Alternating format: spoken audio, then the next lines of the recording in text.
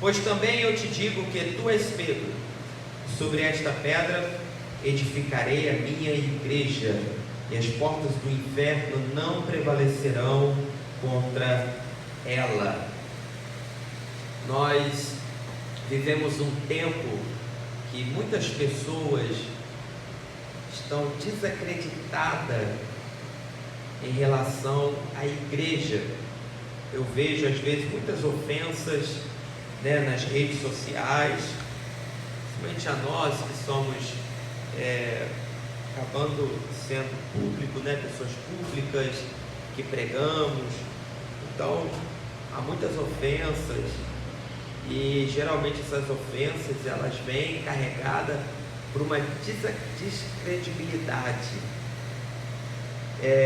Às vezes eu vejo algumas pessoas que eram fervorosas na casa do Senhor, hoje são totalmente aversas, tem aversão ao pastor, a corpo de obreiros, à igreja, à organização, Nós entendemos e compreendemos que isso é um resultado de muitos maus testemunhos, de muitas igrejas e pastores. E aí pessoas que não são tão firmadas na convicção da fé, e por alguns momentos de fraqueza, ou até mesmo por influências, acabam tendo atitudes, mudando sua atitude, ficando rústicos, ficando pessoas rudes em relação à igreja. Mas nós precisamos compreender e valorizar mais a igreja do Senhor Jesus, tanto a sua organização, como também ela como organismo vivo, 1 Timóteo, capítulo 3, versículo 15, mas se tardar, para que saibais como convém andar na casa de Deus, que é a igreja do Deus vivo, a coluna e firmeza da verdade. Não é apenas um salão, não é apenas um momento de reunião qualquer. A igreja do Senhor Jesus é o corpo de Cristo, lavada e remida pelo sangue do Cordeiro. Aleluia. Que tem funções tanto no âmbito espiritual quanto social, funções extraordinárias e específicas. Há coisas nessa vida, há questões que só a igreja do Senhor Jesus tem autoridade para estar realizando.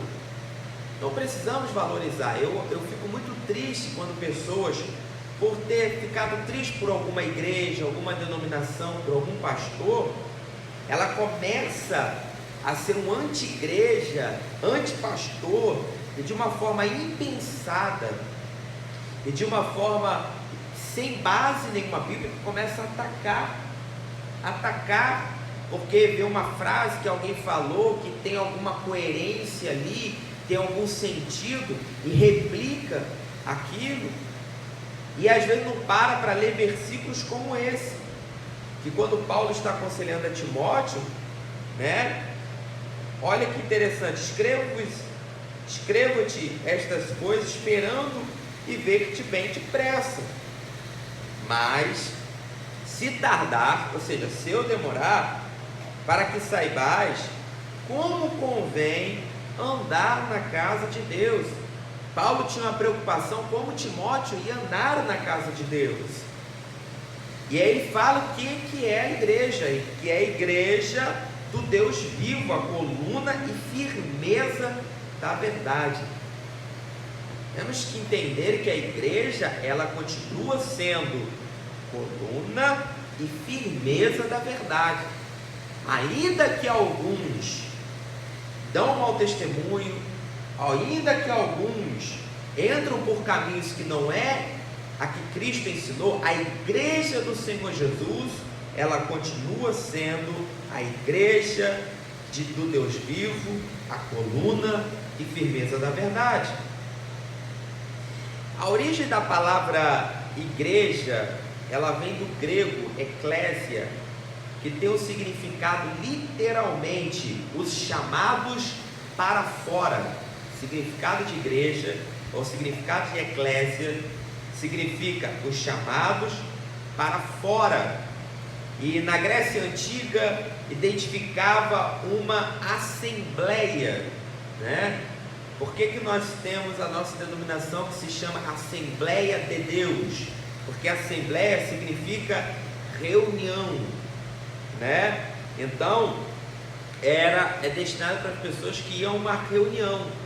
Então nós nos reunimos, é uma reunião de Deus, né? Então naquela época se usava em vários lugares, praça, ar livre, e sempre com finalidades religiosas, política ou de outra ordem, né? Era considerada assembleia. Por isso que nós temos assembleia legislativa, né? Nós temos as assembleias. Quando você vai fazer reuniões, por exemplo, condomínio, o que você faz? Nós vamos ter uma assembleia. E nós temos essa denominação por conta desta origem. Bom, a igreja, ela tem um papel fundamental, que é de revelar ao mundo a sabedoria de Deus em suas muitas e variedades formas de manifestação. Nós temos este compromisso. Eu acho interessante quando a pessoa começa a desqualificar, por exemplo, um pregador, um pastor, e começa a agredir a pastores e pregadores, sendo hoje cristãos, e de uma forma muito rude, atacar, volto a dizer, devido a alguns que dão mau testemunho, mas falar de todos.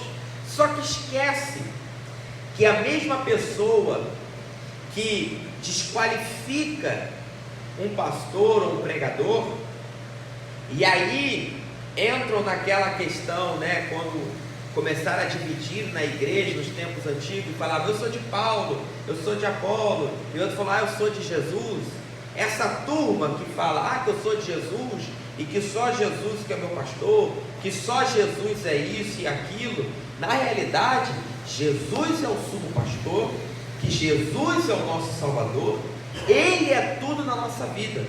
Todavia Ele usa homens e mulheres para falar sobre Ele. Então, quando Deus usa um pregador e um pastor para pregar o Evangelho, né, eles são instrumentos para falar do amor de Deus. E quando nós entramos por este caminho, é como fosse como pode ser, mas uma ingratidão, porque eu só conheço Jesus porque pessoas pregaram para mim, usado pelo Espírito Santo, porque tiveram homens e mulheres que largaram muitas das vezes seus trabalhos, os seus momentos de lazer, em prol da obra do Senhor, como missionários, para vir até nós e pregar o Evangelho. Enquanto estávamos sendo rude com Deus e com o mundo, tinham pessoas que estavam tirando seu tempo de descanso de madrugada para estar de joelhos dobrados orando para a nossa salvação. É uma ingratidão da parte de uma pessoa, quando, agora que já encontrou Jesus, desqualificar aqueles que o próprio Jesus usou para falar a eles sobre o Cristo. Então a igreja, ela tem essa função, nós temos essa função de revelar ao mundo a sabedoria de Deus. Quem do mundo para estudar a Bíblia e ter a revelação? Quando querem ter uma revelação de Deus, vão ouvir um pregador, um pastor, vai a um culto. São pessoas que estão se dedicando para estar ministrando. Então, e das muitas formas, variadas maneiras de estar pregando, seja através de uma palavra, seja através de um hino, seja através de um trabalho social, de um evento. A igreja tem muitas formas de estar pregando o Evangelho. Muitas formas. Tudo que fazemos na casa do Senhor, ela tem um resultado para falar sobre Jesus. Às vezes está aqui no ensaio, né, de um departamento, cantando aqui, ensaiando, estudando. Ela está ali no ensaio, está ensaiando aqui um hino que fala sobre Cristo. Uma pessoa passa na rua, ouve aquele hino, e Deus pode ir lá e tocar nele, por causa de um ensaio que está sendo realizado.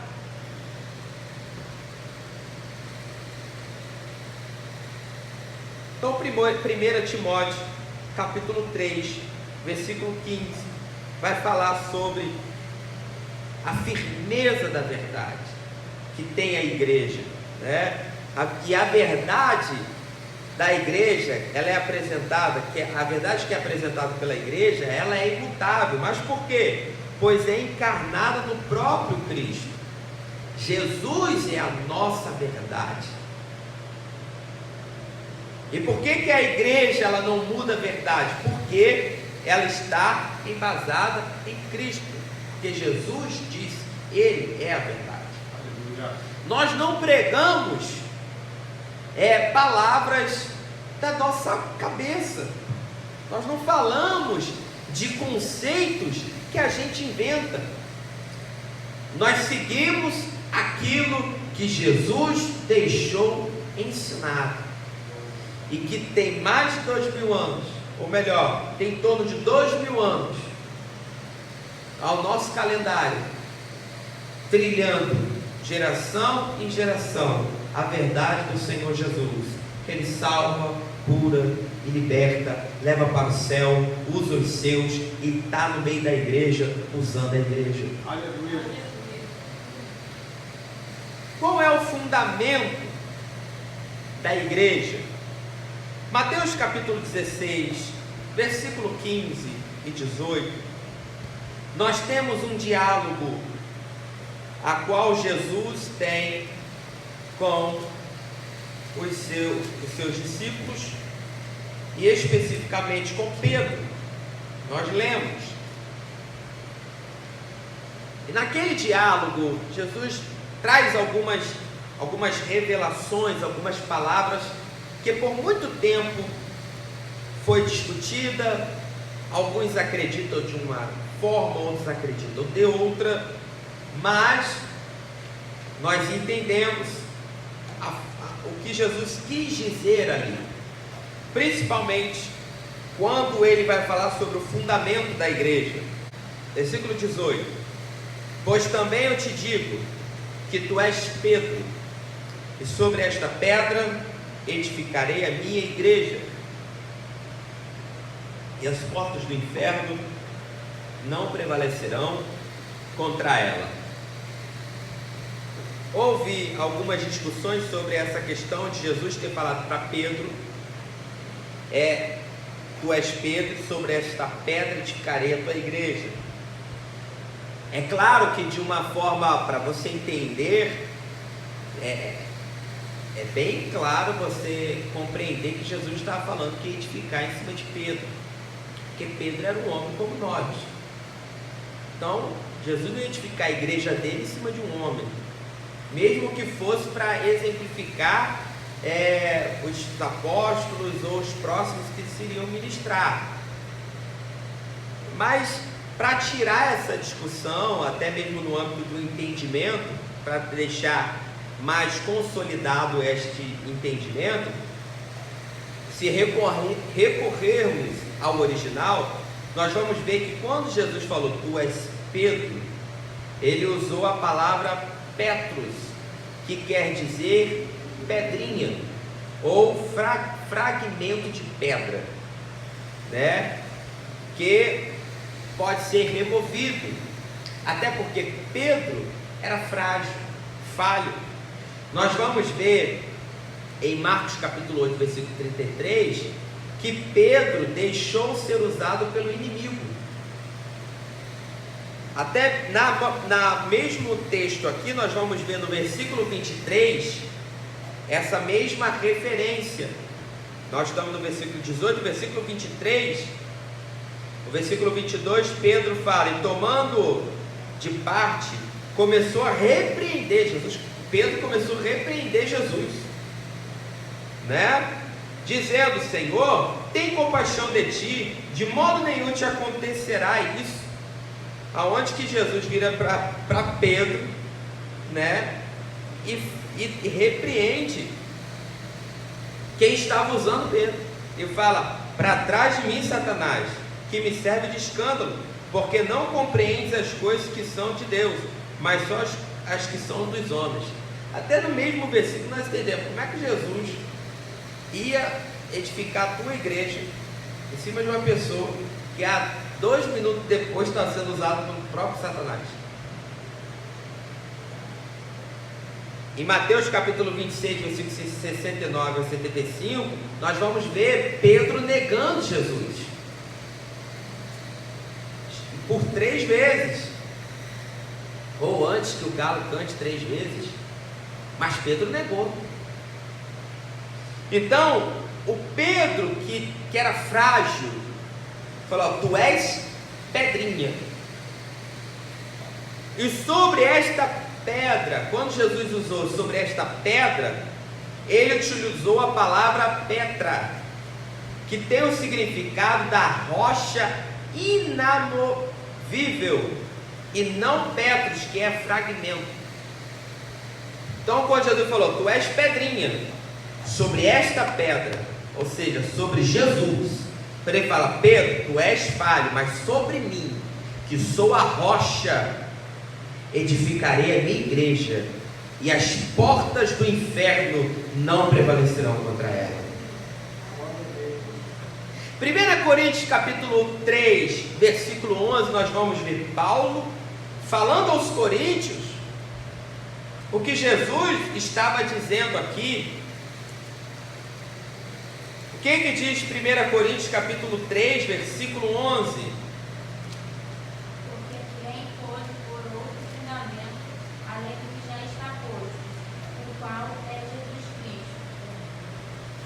Quem é o fundamento? A igreja é fundamentada em quem? Aqui está claro, não pode colocar nenhum outro, ninguém pode pôr outro fundamento, além do que já está posto, a qual é Jesus Cristo. Jesus está dizendo, tu és Pedro, mas sobre esta pedra, ou seja, sobre Jesus, a igreja não é fundamentada em mais ninguém a não ser Jesus Cristo. Aleluia. Mateus capítulo 21, versículo 42. Nunca leste nas escrituras, a pedra que os edificadores rejeitaram, essa foi posta por cabeça do ângulo, pelo Senhor foi feito isto, e é maravilhoso aos nossos olhos. Se não entender, ou não ainda acreditar que Jesus está falando dele mesmo, vamos ver o que o próprio Pedro fala. O que o próprio Pedro falou sobre essa questão de pedra. Atos capítulo 4, versículo 8 a 11. Então Pedro, cheio do Espírito Santo, lhe disse, principais do povo, e vós, anciões de Israel, visto que hoje somos interrogados acerca do benefício feito a um homem enfermo e de modo como foi curado, seja conhecido de vós todos e de todo o povo de Israel, que em nome de Jesus Cristo, o Nazareno, aquele a quem vós crucificaste e a quem Deus ressuscitou dos mortos, em nome desse é que este está são diante de vós. Ele é a pedra que foi rejeitada por vós, os edificadores, a qual foi posta por cabeça de esquina. Aleluia! Jesus faz esta mesma interrogação lá quando ele estava pregando. Aí Jesus fala sobre isso, que os edificadores, a pedra a qual foi rejeitada pelos edificadores, o Senhor colocou como uma pedra angular ou a pedra de esquina. Aí quando vira para Pedro, fala: Pedro, tu és Pedro, mas sobre esta pedra, sobre Cristo, edificarei minha igreja. Pedro entendeu, e quando Pedro estava num determinado lugar, e ele, no nome de Jesus, efetua uma cura, e as pessoas começam a perguntar: que autoridade é essa? Ele aproveita. Aí Pedro entendeu, e ele vira para aqueles homens e fala: ó, aquele que vocês rejeitaram, edificadores, é no nome dele que eu estou realizando essa cura. É no nome da rocha qual a igreja é edificada. Glória a Deus. Aleluia. As chaves dadas a Pedro, seria essa chave? Será que Pedro é o porteiro do céu, que ele fica ali, abre para quem? Ou quando, como alguns acreditam, quando formos para o céu, vai ter Pedro ali na porta, dizendo: ó, você entra, você não. Nós conseguimos entender de uma seguinte maneira. Em Atos capítulo 2, versículo 38 a 42, nós vamos ver Pedro pregando aos judeus, né? E nessa pregação, o que ele fez para com os judeus? Ele abriu a porta dos céus para os judeus. Se nós olharmos Atos capítulo 2, no versículo 38, Pedro começa a pregar. No versículo 39, ele fala sobre a promessa. Versículo 40 diz que Pedro continuava exortando e falando sobre a salvação. Aí no 41, de sorte que foram batizados que de bom grado receberam a sua palavra. E naquele dia agregaram-se quase 3.000 almas. O que Pedro fez nessa hora aqui? Ele abriu a porta dos céus para aquelas pessoas. Ele foi a chave. Essas pessoas estavam fora da salvação. Pedro prega e agora eles estão dentro da salvação. Ou seja, verdadeiramente aqui ele abriu a porta do céu.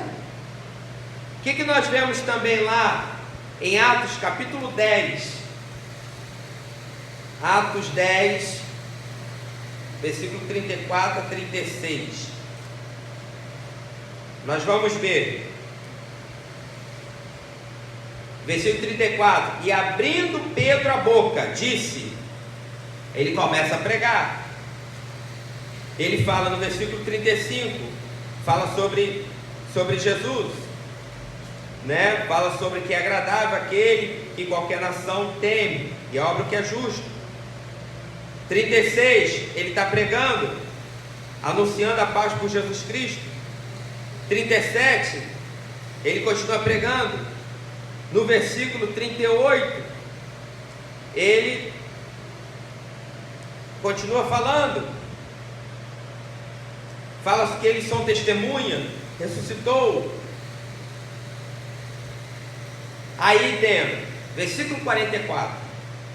E dizendo Pedro ainda estas palavras, caiu o Espírito Santo sobre todos os que ouviam a palavra. O que Pedro foi aqui? Foi a chave. Pedro abrindo a sua boca. Aí nós conseguimos entender o que Jesus, desta maneira, o que Jesus falou em Mateus capítulo 16, versículo 19: e eu te darei as chaves do reino dos céus. Nós temos essa chave. Quando você está pregando e a pessoa estava fora dos caminhos do Senhor, e através de você ela vem para os caminhos do Senhor, você foi utilizado como alguém que tem a chave do reino dos céus.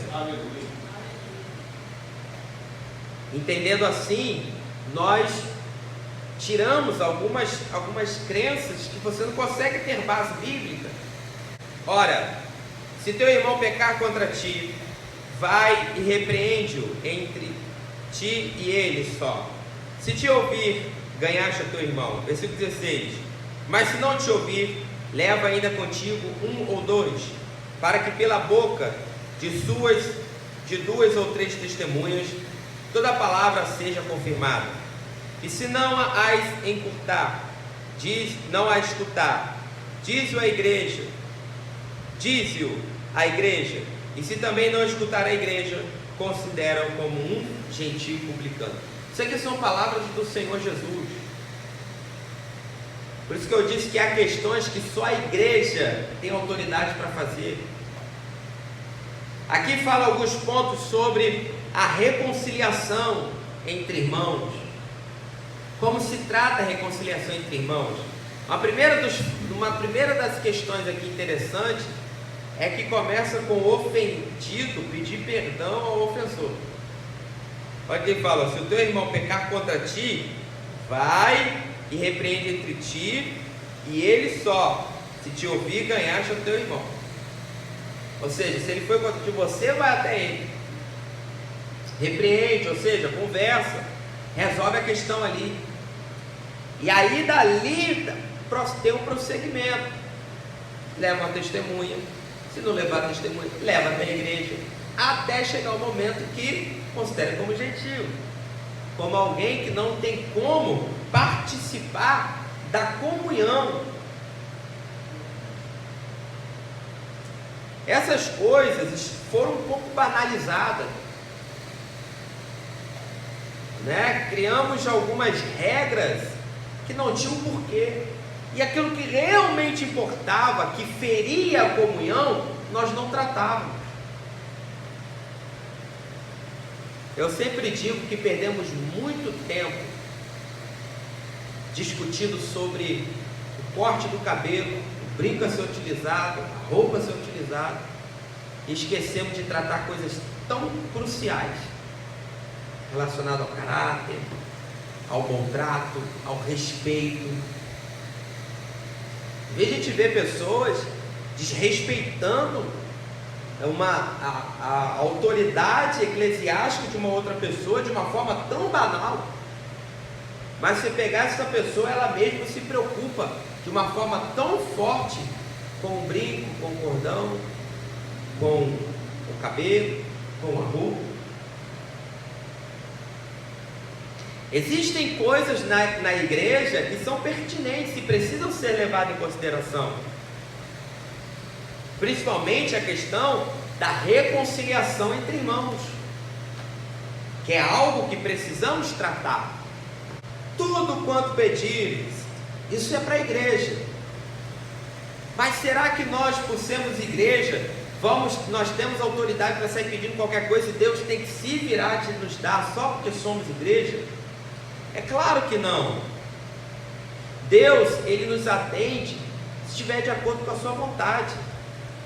O que é que diz 1 João capítulo 15, versículo 7?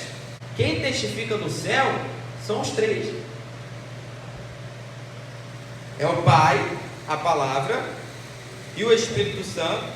Pai, a Palavra, né, que é Cristo, e o Espírito Santo, e esses três são um.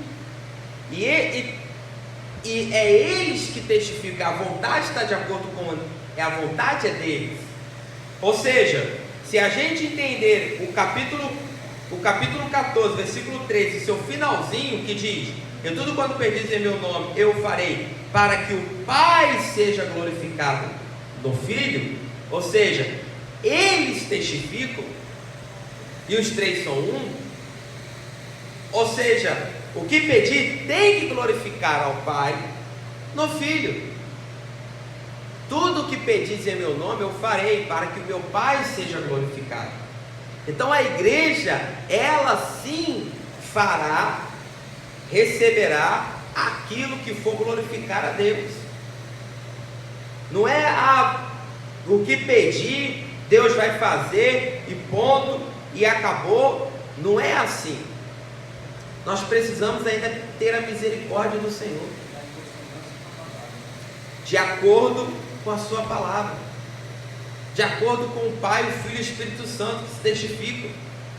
Nós precisamos estar de acordo com a vontade de Deus, porque tem que glorificar o Senhor. Eu gosto sempre de orar: Senhor, glorifica o teu santo nome, porque eu tenho certeza que se for glorificar o nome do Senhor, nós receberemos. Se não for glorificar o nome do Senhor, não vai acontecer, não vai ser, e se acontecer não é de Deus, porque o próprio Senhor Jesus, tudo que Ele fez foi para glorificar a Deus.